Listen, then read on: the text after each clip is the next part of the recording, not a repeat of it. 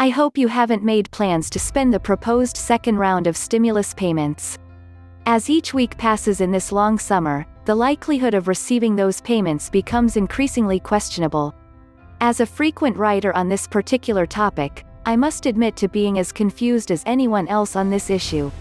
Back on July 10th, I wrote in this space that Congress had no choice but to pass a second stimulus bill.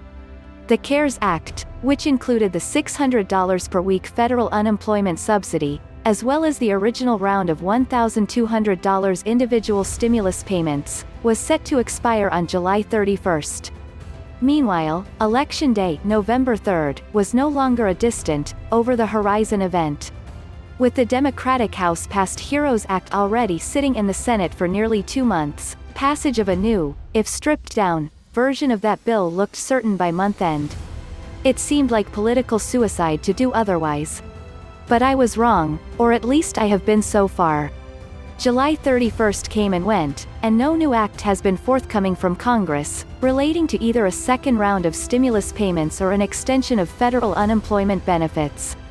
That missed call is squarely on me, as well as on other writers, political analysts and assorted fortune tellers, who likewise saw passage of a second bill as inevitable. But where stimulus round 2 goes from here is entirely on Congress. At this point at least, that outcome now seems so uncertain that it's time to contemplate the possibility it may not happen at all. This is where the plot gets thicker. None of the conditions that drove the first stimulus package or generated talk of a second round have disappeared. Despite steady improvement in the number of new claims for unemployment since the peak in April, the job market began cooling in July. In the most recent statistics released for the week ending August 15th, the number of new claims for unemployment unexpectedly spiked to 1.1 million, up from 963,000 the previous week. Clearly the unemployment situation remains in crisis. The current level of new claims is more than 4 times the 250,000 per week's average before the pandemic shutdown. And the number of people dependent on government benefits related to unemployment continues to be staggeringly high. 28 million, reports Forbes staff writer Sarah Hansen. That's how many people are receiving some form of government unemployment benefit, according to the Labor Department. That number is unchanged from 2 weeks ago.